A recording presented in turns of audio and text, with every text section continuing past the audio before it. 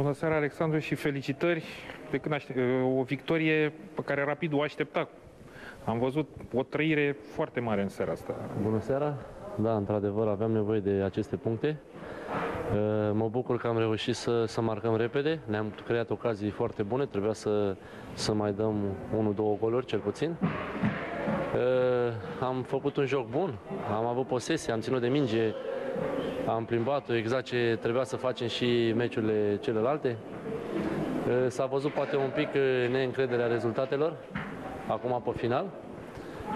Dar per total eu zic că a fost o partidă reușită și eu cred că și datorită fanilor, pentru că s-a văzut că cu ei în tribună suntem de neînvinși. Mă bucur că au venit, sper să vină la fiecare meci în număr cât mai mare, pentru că ne dă o altă încărcătură și o altă încredere în noi. Pe final ați arătat că știți să și suferiți. Dar bineînțeles, orice echipă știe să sufere. Pentru punctele din joc este normal. Dacă trebuie să murim pe teren, murim pe teren. Importante sunt punctele și doar atât. Sincer, ce te-ai gândit la 2-0 în minutul 12? Ai mai văzut filmul ăsta la Rapid anul ăsta? Da, dar astăzi chiar nu m-am gândit deloc. Nici eu, nici colegii mei. Nimeni, chiar știam că putem să mai dăm. Îmi pare rău că nu am fructificat ocaziile pe care le-am avut. Chiar dacă și echipa adversă a avut vreo 2 ocazii acum pe final. Dar pe total eu zic că am condus jocul și este o victorie meritată. O victorie meritată și o victorie de moral înaintea derbiului, așteptat de toată lumea. Vă lipsesc jucători importanți, dar Rapidul a arătat ca o echipă în seara asta. Da, într-adevăr, ne lipsesc câțiva jucători, dar cei care vor intra sunt sigur că își vor face treaba, așa cum au făcut-o și astăzi.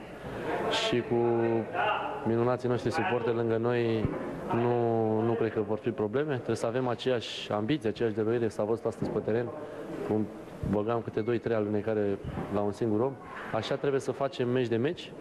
Și se pare că, într-adevăr, ne-au lipsit fanii noștri pentru că s-a văzut. Rapidul din nou în locuri de play-off. Da, într-adevăr, dar mai este mult până departe. Trebuie să luăm meci cu meci. Bineînțeles că ne dorim să rămânem acolo, pentru că am stat până acum numai sus, în primele 6-7 echipe.